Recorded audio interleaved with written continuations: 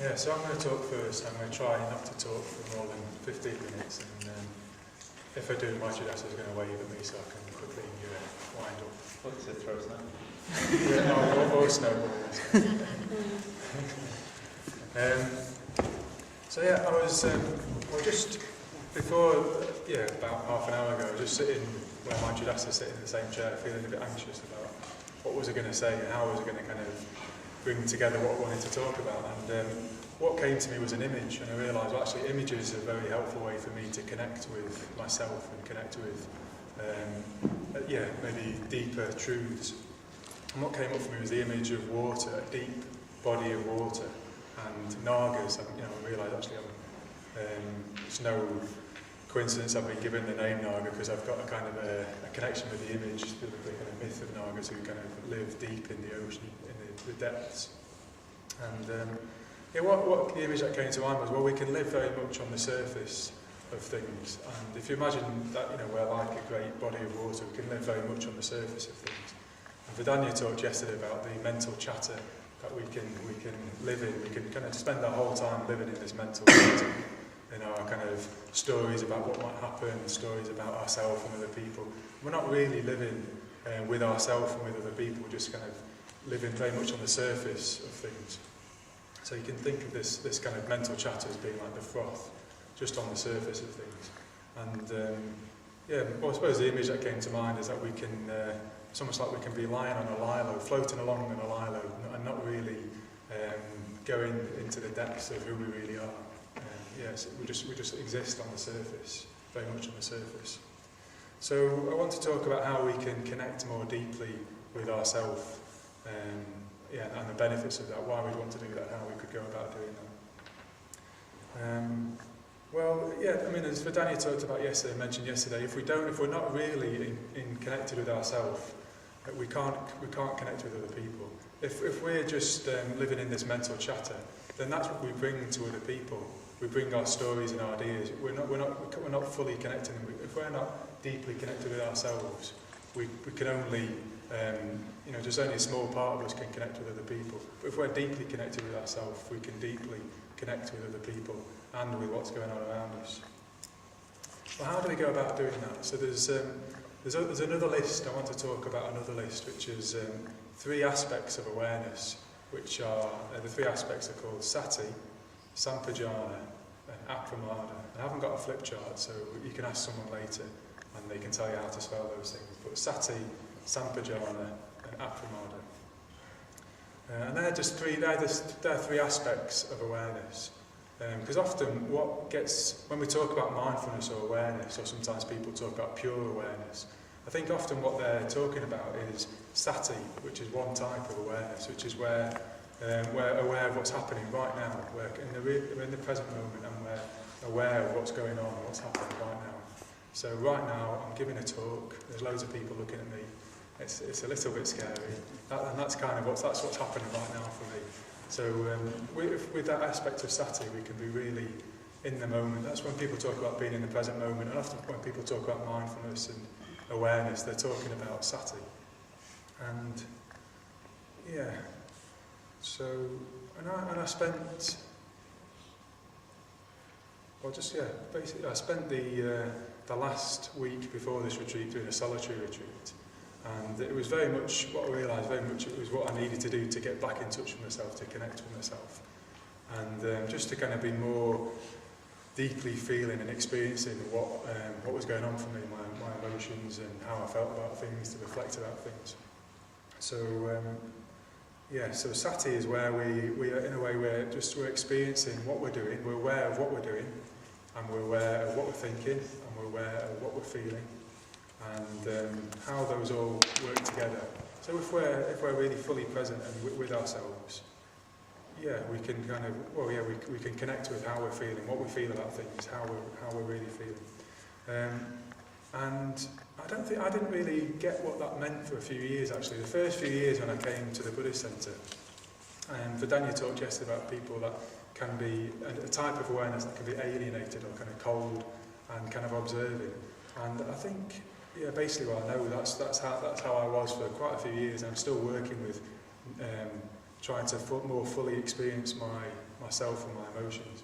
And it's quite tempting for me to kind of step back and just watch what's happening and observe it, but not really kind of be in amongst it, not really feel it deeply. But yeah, basically I don't like emotions, if I'm quite honest. Emotions can be uncomfortable and unpleasant sometimes for me, and I don't want to experience them. So it's much more tempting to kind of stay on the surface of things on my kind of lilo or snorkeling and just kind of looking down at the emotions down there, but kind of keeping my distance from them, not really getting in amongst them, kind of swimming in amongst them. And yeah, so it's possible to actually have quite an acute awareness of what's happening, but without actually being in amongst it, by stepping back and observing it. And that's a danger particularly for meditators as well. We can not fully engage with what's happened, but step back and just kind of watch it from a distance. And I've become quite good at doing that, so I have to be careful I don't do that. And we can call that alienated awareness if we're kind of in touch with what's happening in terms of watching it, but not really feeling it, not really experiencing it. That's what we can call alienated awareness. So Sati is where we're really, with our present experience, we know what's happening, we know what's going on, and we're experiencing it fully. But that's not enough, that's just one part of awareness. It's not enough, because we could be aware of what we're doing, but what we could be doing might be robbing a bank, or what we could be doing is being really cruel to somebody, or violent to somebody. And as Buddhists, that's obviously that's not what we're looking to do. So we need another aspect of awareness, which we call Sampajanna. And Sampajanna is usually, or sometimes translated as a mindfulness of purpose, mindfulness of our deepest purpose, what we're about. So what we're about, what's important to us, what are our ideals, what do we value, what do I really care about, who do I want to become. So this is an aspect of ourself which actually is. We did an exercise yesterday in the shrine room with Vedana, and the third one was about all the truths that can well up from the depths. The kind of wisdom or the deeper truth that can well up from a deeper part of ourselves. And for me, that's what Sampajanna, this aspect of awareness, is about. It's being aware of and holding that close to our heart.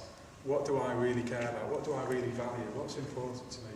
What kind of person do I want to be? Who do I want to become? What do I want to be about? And we've got the image of Avalokiteshvara behind us. And Avalokiteshvara is holding to his heart a jewel. And it's said to be the jewel of the bodhicitta, the desire, the wish to save all beings from suffering, to become awakened, to become enlightened for all beings. And so for me, this image of Avalokiteshvara holding that to his heart is like Sampajanna. It's where we're holding to our heart what's deepest to us, what we really care about, what's really valuable to us. And I also thought about our beautiful lotus pools that Shuddha Chandika made for the shrine. And the image of a lotus for Buddhists is an important image. It symbolises who we could become, our potential, which rises up from the depths of the murky, slimy depths of a muddy pool. Out of that grows the beautiful lotus, the pure, beautiful lotus of who we could become, our deepest potential. So we've got two images there. We've got Avalokiteshvara holding the jewel and the lotus that grows up from the depths. But there's a danger if we're not, if we don't do the Sati bit, if we're not in touch with what's really happening, then we can't be in touch with the deeper truths, the deeper part of ourselves. So there's two aspects of awareness, but there's the third aspect as well, which we call Apramada, or Apramada, I think is the Pali.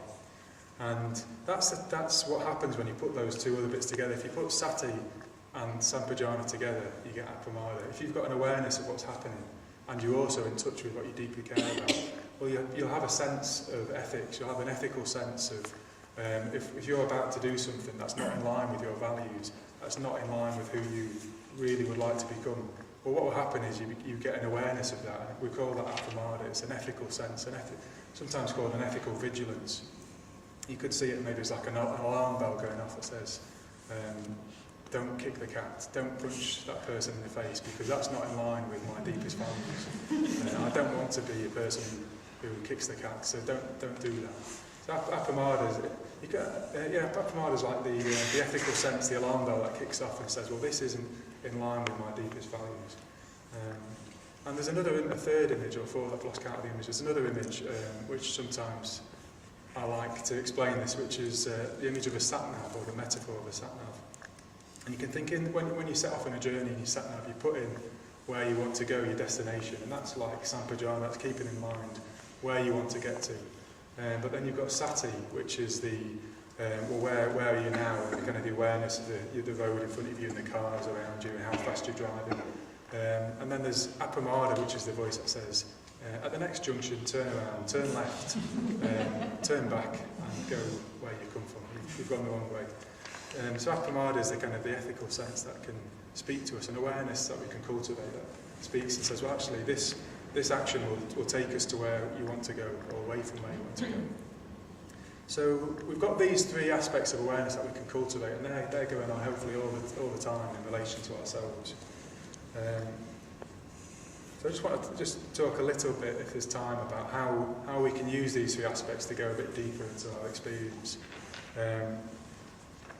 How we can work with awareness to not be on the surface of things, and to go, rather than being like a snorkeler or on our liner, to be a deep sea diver and to get down in amongst our experience and our depths. And I think there's two ways of working. One is if off the meditation cushion in our day-to-day life. But we really need Apramada then to just stop us from acting on our emotions. If we're feeling a strong emotion, and it might be anger or ill will or craving, but we need Apramada just to stop us from acting on that. But it's still possible actually to feel what's happening without acting it out. We can fully feel the emotion without having to act it out, and it's difficult to do off the cushion, but it's possible. But it's more easier to do that in meditation on the cushion. So there's a different way of working with awareness and emotions on the meditation cushion.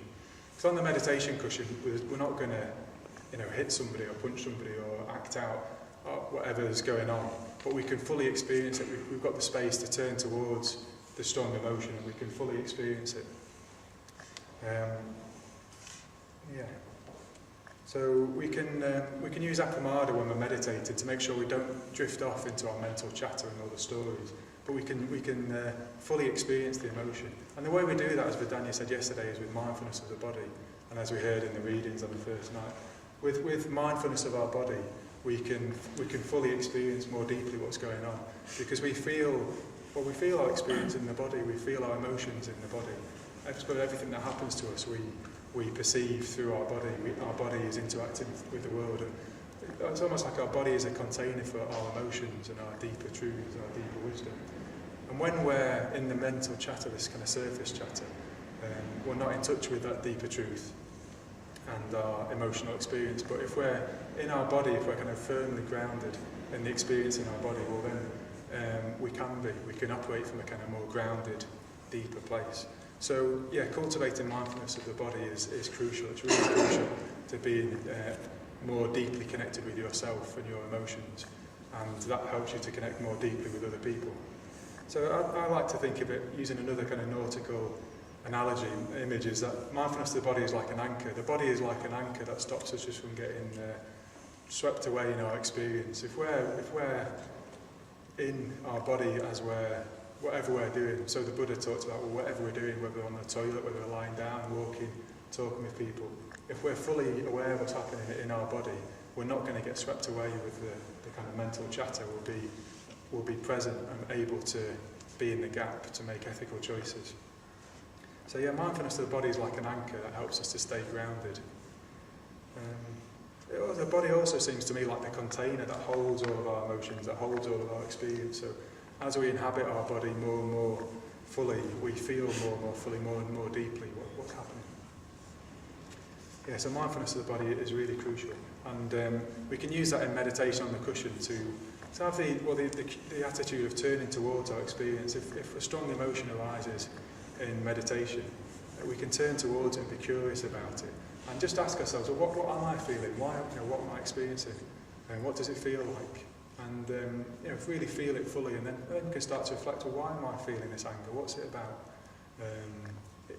Why am I feeling this? But if we're not really fully feeling an experience, we can't learn from it. And there's a danger on the cushion for me. I can be a bit like a ninja on the cushion. Well, this is how I used to be. If I spotted an emotion, I'd kind of bash it on the head. I think, no, that's ill will, I don't want that. And so do a kind of karate chop on ill will. That's craving, I don't want that. I'm going to basically push away and fight off all my emotions. And I became quite good at that, but it just meant I was cut off from them, not really experiencing them. And, well, our emotions can be like animals, like an animal aspect to us. And with an animal, you can either ignore it and push it away and it gets wilder, or you can feed it and exercise it and give it love, and it becomes tamer. Actually, it becomes more friendly. And I was thinking of Laura Dog, the blind, the guide dog, who's so kind of friendly and tame. And but if you didn't, give her love and affection and food, she'd probably quite quickly turn a lot wilder. Now emotions are like this. If we don't exercise our emotions and feel them and turn towards them, well, they can become wilder actually. But actually we can, we can learn to abide with our emotions, to kind of swim amongst them in the depths of the ocean, and they become a lot more friendly with us. We become a lot more kind of tame, and they become a lot less wild and scary. So finally, just to kind of round off, if we don't cultivate mindfulness of the body and these three aspects of mindfulness, well, we're alienated, we're cut off from ourselves, and that means that there's only a small part of us can connect with other people. So if we deeply feel our experience, we can connect with others, we can connect with ourselves, and we can be in touch with what matters to us most, that jewel. We can be holding that jewel close to our heart, what really matters to us. So that's a bit about awareness of self.